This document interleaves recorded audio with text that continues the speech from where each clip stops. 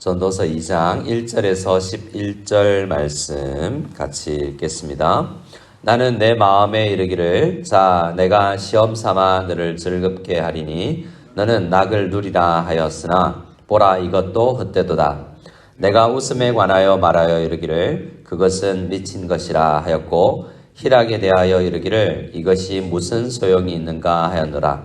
내가 내 마음으로 깊이 생각하기를 내가 어떻게 하여야 내 마음을 지혜로 다스리면서 술로 내 육신을 즐겁게 할까? 또 내가 어떻게 하여야 천하의 인생들이 그들의 인생을 살아가는 동안 어떤 것이 선한 일인지를 알아볼 때까지 내 어리석음을 꼭 붙잡아 둘까 하여 나의 사업을 크게 하였노라.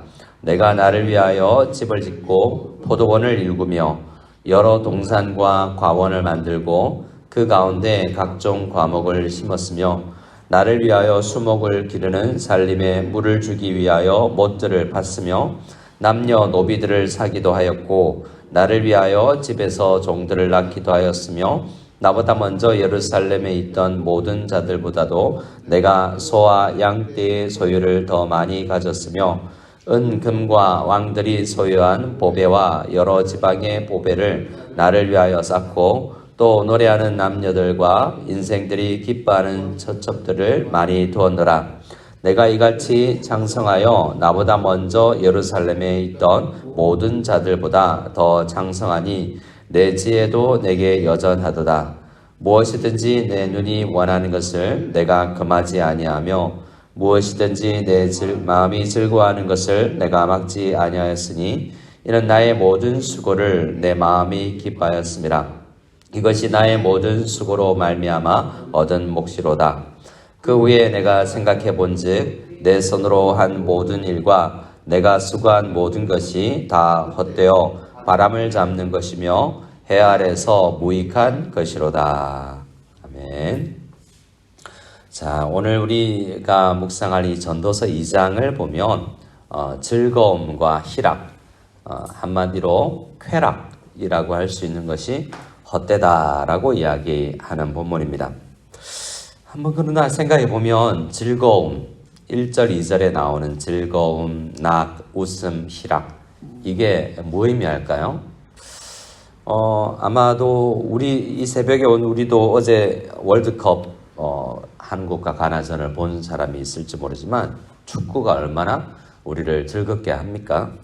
많은 사람들이 그렇게 정치나 사회생활에서 낙이 없을 때 스포츠에서 낙을 즐거움을 얻고 또 스포츠와 함께 한 잔의 맥주 한 잔 겉들면서 이렇게 즐거움을 잠시의 낙을 누리려고 하죠.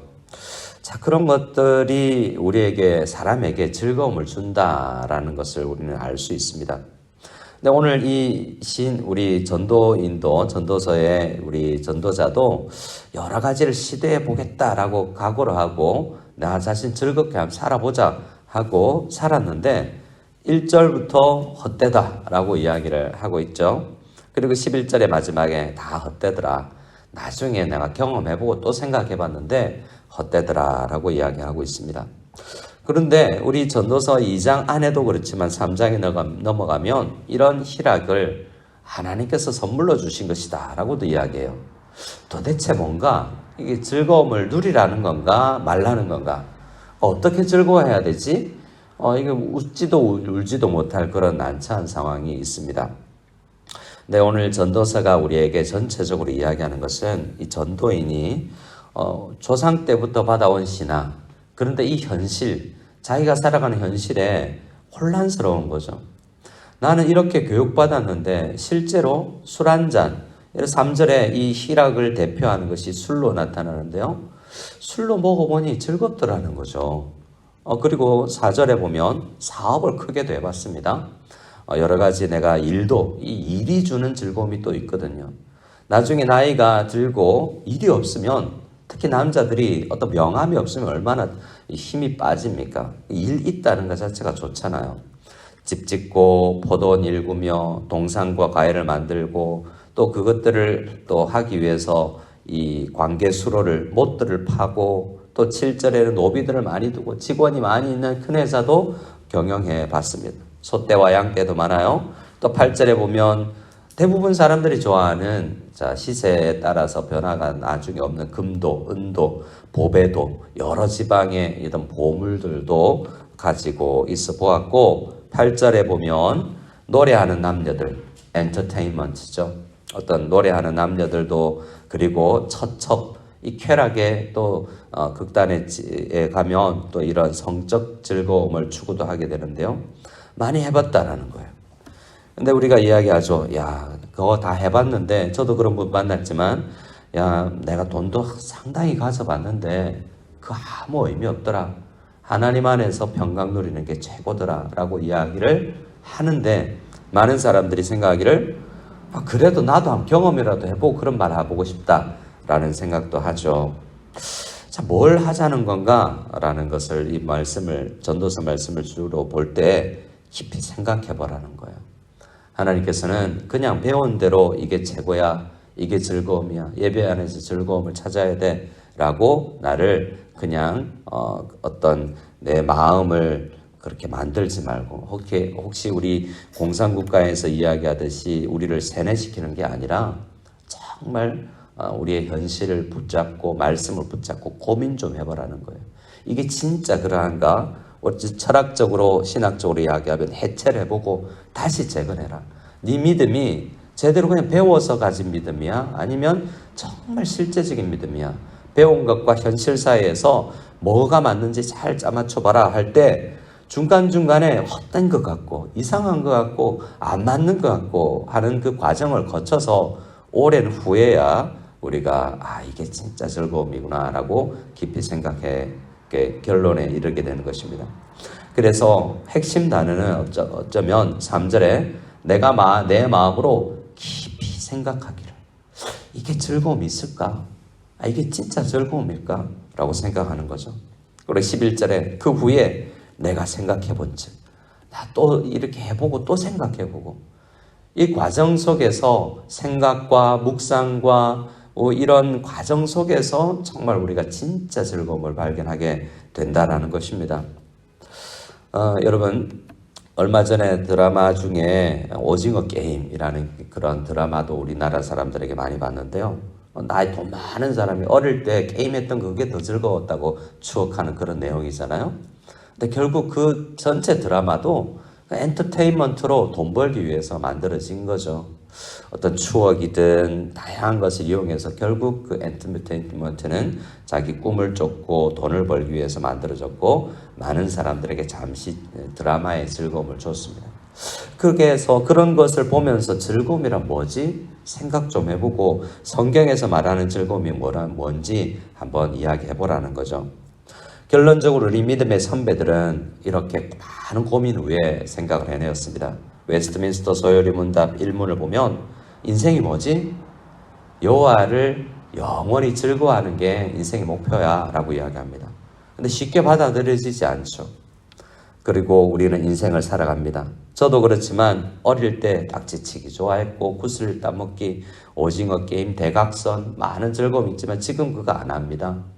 나이가 들어가면서 축구를 좋아하는 사람들은 이제 골프를 좋아하게 되고 나이와 여러 가지 성장에 따라서 만화책을 좋아하는 사람이 소설을 좋아하게 또 됩니다. 어떤 고상한 걸 좋아하는 게 중요한 건가? 깊이 말씀 앞에서 우리가 생각을 해보면 어떻게 이야기합니까? 성경은 이런 여러 성경 구절을 이야기합니다.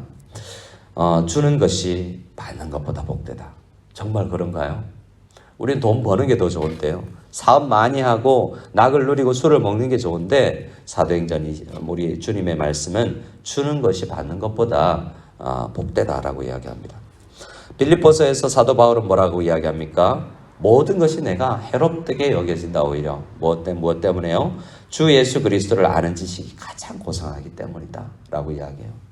박사학위도 받아보고 책도 써봤지만 가장 고상한 건 예수 아는 것이더라 라고 사도 바울은 이야기합니다. 그리고 예수님은 우리에게 요한복음에서 내가 여러 말씀을 하는데 이 말씀 주는 이유는 너희로 하여금 기쁨이 충만하게 하려 하기 위함이다라고 요한복음 15장에서 이야기합니다. 어떻게 이야기합니까? 우리 여호와를 기뻐하는 것이 그들의 힘이다라고 느헤미야에서는 이야기하죠. 분명히 성경은 즐거움과 기쁨을 의미 없다고 이야기하지 않습니다. 진짜 즐거움이 있다라고 이야기하죠.